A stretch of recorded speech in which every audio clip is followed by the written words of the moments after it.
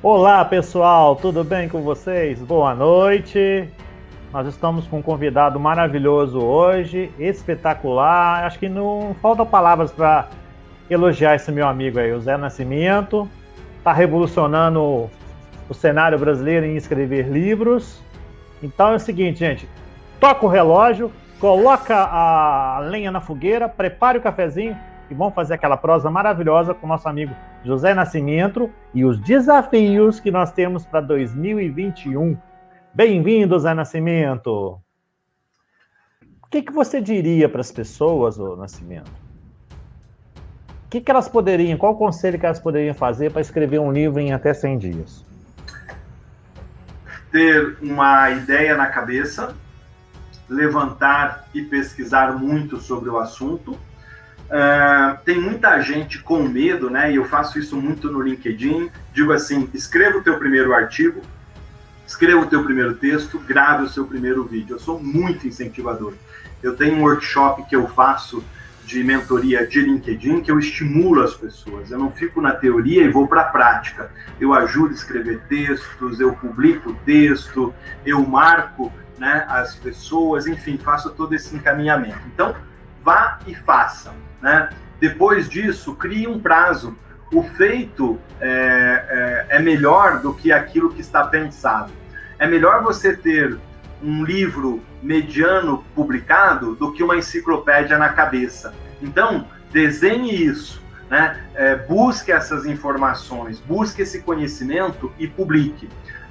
Também, não imagine, não pense que você no Brasil vai ganhar dinheiro com o livro. Cuide com as promessas que acontecem, achando que você vai vender o teu livro à torta e à direito. Denis, eu te mostrei aqui o escritório do Top de Gestão. Eu escrevi o livro, eu revisei o livro, eu ajudei a editora a editar o livro, eu descarreguei o livro no dia 23 de dezembro e eu estou vendendo o livro, né? Eu estou vendendo o livro de 1 a 1, de 10 a 10, de 20 a 20, de 400 a 400. Eu virei o melhor vendedor do livro. Não tem melhor vendedor do que o autor. Eu estou fazendo cada dedicatória com muita atenção, uma por uma. Tá? Eu estou mandando um videozinho para cada uma das pessoas que recebe o livro, porque é o meu jeito de entender as pessoas, é o meu jeito de respeitar as pessoas que estão do outro lado, né? Prima, obrigado por você ter avaliado e considerado o meu currículo um currículo legal e bacana, né? Tá aí no mercado. É isso aí, perfeito. O currículo dele é maravilhoso. O Marcos falou aqui, ó, ter um ghostwriter, um amigo é bem-vindo, ó. Tá falando aí, ó. E a Alice falou que eu descobri as entrelinhas do Zé. Eu gosto de ler um pouquinho diferente dos livros que eu leio, né? Porque eu fico imaginando onde eu posso encaixar um filme, uma série, um anime. Pra quê? Pra ajudar a entender também, que é interessante pra ajudar as pessoas, faz fácil. Aí ela vai lá, assiste o desenho, depois lê o Zé Nascimento, depois vai lá de novo, assiste o desenho. Ou seja, ela vai repreender de uma outra forma que a gente fazia. Eu aprendi muita coisa ouvindo esses disquinhos. E era ouvir só, você não visualizava nada. Eu não tinha televisão, não tinha nada, eu ouvia e aprendi muita coisa, porque você apura a sua audição, né? Isso aqui é interessante. O Denis, o Maxwell perguntou a respeito de se ele considera ter um ghostwriter uma boa opção, é isso? Isso. O Maxwell, é o seguinte, tá? Primeiro, se você puder ter um livro autoral, bacana, legal. Agora tem uma coisa muito importante. Nesse momento, até virou uma atividade, um trabalho para jornalistas. A gente tem a Alice aí, a gente tem vários jornalistas que fazem um trabalho de colaboração. Ou seja, por falta de tempo, tem muita gente. Você acha que muitas das pessoas que nós acompanhamos e vemos e aplaudimos, elas têm tempo de parar para escrever um livro como eu fiz? Não. Então, o que acontece? Ela tem um repasse dessa informação e tem aí um editor, um jornalista, tem várias pessoas que fazem esse trabalho, e aí se alguém quiser esse contato, me liga, me passe um zap que eu passo esses contatos, e essa pessoa levanta a informação, faz um texto-mãe, depura e vai fazendo os devidos ajustes aí com a pessoa que detém esse conhecimento e detém essa informação. Essa é uma fórmula que te ajuda a ganhar tempo, que te ajuda a ganhar celeridade e que você consegue adaptar aí o teu trabalho às necessidades e às demandas do próprio mercado, né? Então pode ser sim um caminho, pode ser uma opção. Agora, pegue pessoas que tenham correção, que sejam éticas, né? Que tenham aí valores e princípios importantes. Pois é, Zé, eu sou exatamente um desses, né? Ele falou assim, ó, ele faz pelo Naruto. Naruto é sensacional. Cada um vai, né? Pela propriedade, né? Agora, Zé... Que legal. E uma coisa, você teve algum momento desse livro, na hora que você estava escrevendo, que teve algum quadro branco? Onde você travou e demorou quanto tempo para destravar? Tive, eu vou explicar. O Maxwell ele escreve e sabe disso. Um dos erros que a gente comete é criar um livro e criar um título e achar que a gente vai contar toda a história num único livro. E eu tive vários momentos. Eu tive momentos que eu travei e faltou informação e criatividade. Tá? E tive um outro momento que eu parei e falei, cara, eu tô com 400 páginas e nesse livro eu quero fazer, por conta do orçamento, porque eu paguei do bolso, com investimento próprio, eu quero fazer com... Inicialmente era 128 e acabou tendo quase 200 páginas. Então, primeiro, teve um momento sim de branco e teve um momento que eu estava com a carroceria cheia. E aí o que eu fiz? Eu fiz um plano de corte. Eu parei o livro naquele momento e falei, ó, o livro vai até aqui. E eu passei para a Mariana, minha filha, querida revisora e depois leitora, e disse assim, Mariana, deu para entender e eu contei uma história? Ela falou, deu. E eu passei para mais dois amigos, que é o Danilo e que é a Deise Landetin, que eles, inclusive, escrevem um artigo para mim. Falei, eu senti de passar para vocês, tragam essa impressão. Tenho que escrever mais ou já conto uma história? Eles falaram, tá bom. E aí, em cima disso, eu parei o livro ali, em cerca de 100 páginas, e fiz o arredondamento final, que é aquele capítulo final que eu faço um fechamento do livro e abro para o espaço Vozes. E aí significa o seguinte, você perdeu aquelas outras 100 páginas que você escreveu e que você separou? De maneira nenhuma. Elas estão ali, guardadas. Talvez. Só dá o gatilho, né? Talvez, mas não custa nada, ali tem pegadas, né, para você acionar. Quando eu faço meus roteiros, José, eu não coloco o título, mesma coisa dos artigos. Eu não coloco o título porque senão eu vou me prender muito ao contexto que eu vou escrever. E geralmente quando eu termino de escrever o meu artigo ou faço um vídeo, aí que vem o título. Esse quadro branco que deu em você, também envolveu no título também do livro? Travou também? Não, o título... Cara, eu de novo, né? E tem gente, uma vez numa empresa, um amigo falou assim, você fala muito de fé, de espiritualidade, de Deus, e no ambiente corporativo isso não pega bem. E eu falei para ele, cara, eu não sei não, mas eu só estou aqui por causa desse negócio que vocês chamam e que nós chamamos de Deus. Então, segue aí, toca o barco e eu vou continuar falando de Deus. E Deus foi muito especial para comigo. Eu abuso da criatividade e eu dou asas para minha criatividade. E eu tenho uma facilidade de gerar conteúdo de texto, conteúdo de insights, de vídeo. E então, várias coisas do livro surgiram com muita facilidade. O título precisa ser matador. E esse título eu fui trabalhando nele a partir de uma ideia e fui esmiuçando. E saiu esse título. Top de Gestão, que é o nome do projeto que eu tenho. Cidadão, voluntário e colaborativo, que há mais de 5 anos eu ajudo pessoas, eu ajudo empresas, eu ajudo empreendedores. Então, eu não sou um aventureiro, eu não sou um interesseiro, eu sou um contador de histórias do mercado corporativo. Depois disso, surgiu uma ideia inicial e eu fui burilando essa ideia. Outro ponto muito importante, muito interessante de você fazer é você ir criando um cronograma, né, dos capítulos do teu livro.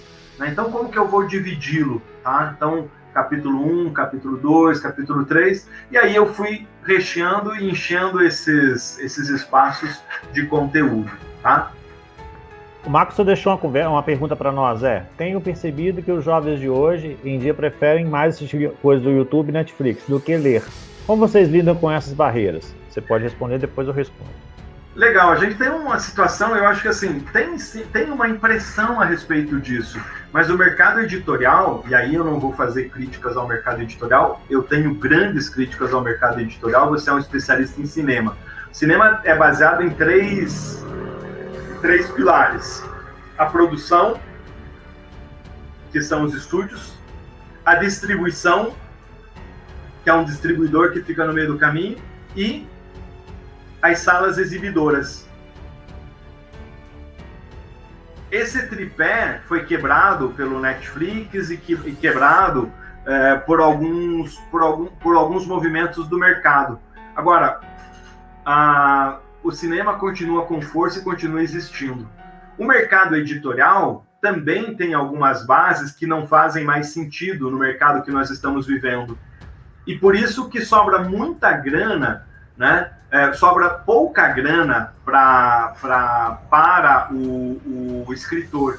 Escrever livro no Brasil não compensa para o escritor, porque sobra muito pouquinho para ele. Agora, tem um crescimento do mercado editorial. Esse ano, na pandemia, vendeu-se mais livros físicos, tá? E também mais livros digitais. Tem um consumo dos jovens dos chamados audiobooks, dos livros digitais. Então, o que eu imagino, Maxwell, é que nós precisamos trabalhar na criação, como o cinema fez, de um novo público, tá? E criar um livro mais acessível. Como começou o Top de Gestão? Começou no Instagram, no Face, no LinkedIn e no YouTube. Depois ele virou um livro, que eu conto a jornada do livro no meu Instagram, eu chamo as pessoas para participarem. Dentro do livro, eu tenho QR Code. Dentro do livro, eu chamo para que as pessoas postem no Instagram, que conversem comigo pelo WhatsApp, inclusive. E agora, as pessoas estão dentro do meu mural no Instagram. Então, essa cyber jornada, essa jornada digital, desse hibridismo, que eu acho que vai fazer com que a gente mantenha as pessoas e o público conosco. Vamos fazer um agradecimento para a Frima? Vamos, tô aguardando aqui pra gente falar. Muito obrigado, gratidão, tá, Frima, por estar presente com a gente. Bom atendimento lá com o seu cliente lá, e pode voltar, conta com a gente está disponível para a gente montar mais coisas juntas, e a cultura colaborativa é o que mais importa na vida da gente. Olha que legal, né, esse mundo novo e essa oportunidade. Eu gravei essa semana com o Gustavo Caetano, um Top de Gestão. Sabe quem é ele, né? Sei. Gustavo Caetano é da Sambatec, é mineiro. Minas. E ele falou, olha, lá na minha terra, onde a minha mãe mora, ela fazia aulas de yoga presenciais. E aí o professor falou, quebrei, porque eu não tenho mais aula presencial. E ele criou um curso online, está dando aula para pessoas de todo o Brasil e de todo o mundo. É a mesma coisa que a Frima está fazendo, né? Se reinventando, se reposicionando e podendo atender pessoas através da possibilidade digital em todo o mundo, né? Agora mesmo tem muita gente forçando e discutindo a questão das aulas presenciais. Eu acho maravilhoso a aula presencial, gosto, acho que elas são eficazes, tem muita vantagem. Mas o que nós temos hoje é uma realidade. E dentro dessa realidade, o desafio, para mim, é o hibridismo. É você trabalhar com a possibilidade de presencial, mas também trabalhar também com a vantagem do mundo digital e do mundo online. E para o livro é a mesma coisa. Como é que nós vamos fazer as mídias, as plataformas e os formatos se conversarem, né? Maxwell, eu quero que você conheça aí Top de Gestão Mundo 6.0. E o interessante, né, só para me abrir uma porta, você assistiu semana passada a live que eu fiz, foi uma aula sobre coach de retalhos. Se você puder assistir, Maxwell, é interessantíssimo para você escrever seu livro, tá? Até brinquei com o Zé Nascimento, você vai escrever o livro em menos de 100 dias. Pela técnica de você fazer o seu projeto baseado na ideia da Sara Savatsky, que foi a criadora do Effectuation, que é coach de retalhos. Então ali tem um passo a passo, com planilha, tudo para você usar e fazer prática a prática e você colocar no seu quadro. aqui precisa disso, aqui precisa daquilo, e é bem prático e rápido. E o bom é que vai medir o que você precisa melhorar. Então, é uma ideia para que você possa usar para você escrever. E o interessante, você falou sobre a questão do YouTube, eu já ouvi muita gente falando que não precisa nem fazer faculdade, Zé Firmino. Isso dói ouvir isso, tá? Isso dói muito ouvir os youtubers falando que não precisa nem fazer faculdade e vai lá, compra aquele cursinho lá. Né? Isso dói a gente ouvir isso, é muito triste ouvir isso. Eu sou educador, eu sou apaixonado pela área de educação, lembro da minha primeira professora, sou muito grato aos mestres que eu tive ao longo da minha jornada, da minha carreira, na graduação, no colégio, nas pós-graduações. Se eu lembro dos meus amigos alunos, imagine como se eu não lembro dos meus amigos, dos meus professores, né? E eu diria o seguinte, eu sei que nós temos aí uma quantidade muito grande de informação e conhecimento disponível, né? Através das plataformas e dos meios digitais. Eu gosto disso, sou favorável, sou conteudista, né? Estava pensando, imagina você o quanto de informação, eu citei no início da nossa live os conteudistas, alguns dos conteudistas do LinkedIn, eles acharam uma mágica, eles têm grandes feras produzindo conteúdo gratuitamente e eles só dão a plataforma de veiculação. Olha que mágica maravilhosa, né? E aí o que acontece? As pessoas querem ver os conteudistas que estão aí. Enfim, tomara que a gente consiga discutir e pensar num segredo como esse, né? Agora, nada supera a sublime arte do conhecimento e do aprendizado proporcionado por quem sabe mais. Hoje eu mediei uma live e eu tive lá a presença do Dr. Luiz, uma pessoa que trabalhou na fundação do Banco Central do Brasil. Ele tem 91 anos, né? Como não aprender com uma pessoa dessa? Agora, quando eu levo isso e transponho, por exemplo, para o ambiente educacional, recente nós fizemos um curso junto com o professor Marcos, que é de uma faculdade de Umuarama, aqui no Paraná. A possibilidade do ambiente educacional, quando ele é bem mediado por um grande educador, porque nós temos grandes e ótimos educadores, mas temos um monte de pilantra e picareta se nominando de professor, é isso que a gente tem que falar também. A gente tem que ter essa coragem. Por que o cara do digital está dizendo, faça um cursinho e baixe uma coisa no Google porque você vai aprender maior que a faculdade? Porque tem muito professor abaixo da média, muito professor ruim, tá? Muito professor que não tem paixão, que está fazendo isso como bico, tá? Eu era professor de uma universidade uma vez e eu pedi a conta, sabe por quê? Porque eu disse o seguinte, eu tenho educadores que não são no mercado e que fazem da educação um sacerdócio, que são extremamente preparados, e o que acontece? Quando o dono da instituição vai me contratar porque eu tenho uma grife de empresa onde eu atuo, ele não está valorizando esse cara. Então eu tenho que respeitar, né? Então a gente tem grandes educadores e eu defendo que nós precisamos ter essa educação formal. Além da questão de grandes educadores, grandes mestres, grandes facilitadores do conhecimento, o ambiente educacional promove a integração, promove o network, promove um olhar de diversidade, né? Em que sentido? De você trazer para aquele ambiente estudantil o teu universo, onde você está inserido. Então, são 20 ou 30 pessoas que trazem esses olhares para dentro do ambiente acadêmico, né? E no caso do digital, nem sempre isso é possível. Lembra lá, né? Eu falei da foto que eu postei com o Márcio Berton, meu amigo de quinta série.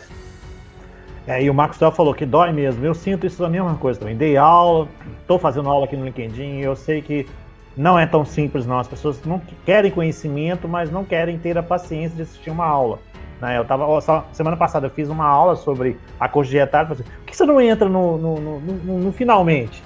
Não, porque tem que contextualizar, você tem que explicar de onde está vindo aquilo, como você tem que fazer antes. Então as pessoas não têm essa paciência de ficar ouvindo, infelizmente. E a faculdade está fazendo isso, as pessoas estão desistindo, infelizmente. Né? Meu querido amigo Nascimento, o que você vai dar de brinde, ou o que você vai presentear a nossa audiência? Você falou comigo liderança e falou o outro sonho. Espero vocês. Mundo 6.0, gente. Zé Nascimento. Valeu, gente. Grande abraço no coração. Denis Castro.